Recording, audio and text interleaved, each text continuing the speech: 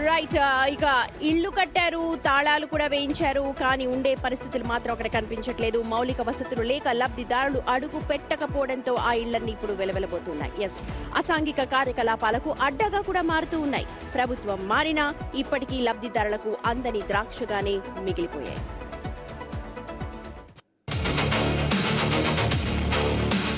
మన్యం జిల్లా పార్వతీపురం మండలం అడ్డాపుశిలలో గత ప్రభుత్వ హయాంలో 1983 మంది లబ్ధిదారుల కోసం టిడ్కో ఇళ్లు నిర్మించారు. అయితే రోడ్లు, తాగునీరు, విద్యుత్ వంటి మౌలిక వస్తువులు లేకపోవడంతో ఇప్పటికీ ఒక్క లబ్ధిదారుడు కూడా అక్కడ నివాసం ఉండలేకపోతున్నారు. ఇళ్ల కోసం 25,000 నుంచి 50,000 వరకు చెల్లించినా ఇల్లు అందలేదని లబ్ధిదారులు వాపోతున్నారు.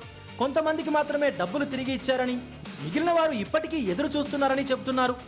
ప్రజాధనాన్ని అలాగే వేస్ట్ చేయడం కాకుండా లబ్ధిదారులు ఎవరైతే ఉన్నారో వాళ్ళకి దయచేసి ఇప్పుడున్న గవర్నమెంట్ అందజేయాలని నేను మరీ కోరుకుంటున్నాను.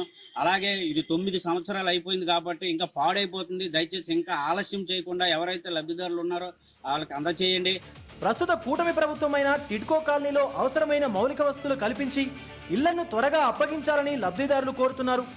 దయచేసి 2 ప్రభుత్వాలు మారాయి. 2 ప్రభుత్వాలు మారిన తర్వాత కూటమి ప్రభుత్వం వచ్చింది. కూటమి ప్రభుత్వం దీన్ని దృష్టిలో పెట్టుకుని ఎవరు డబ్బులు వాళ్ళకి చెల్లించి టిడ్కో ఇల్లు అన్ని కూడా ఇచ్చి, అలాగే డబ్బులు చెల్లించిన వాళ్ళందరికీ కూడా ఇల్లు స్థలాలు ఇవ్వాలని కోరుతాను. మరో 2 నెలల్లో అన్ని వస్తువులు పూర్తి చేసి ఇళ్లను అందజేస్తామని అధికారులు చెబుతున్నారు. ఈసారైనా ఇళ్లకు ప్రాణం పోసి లబ్ధిదారుల కల నెరవేరుతుందా అన్నదే పాయింట్.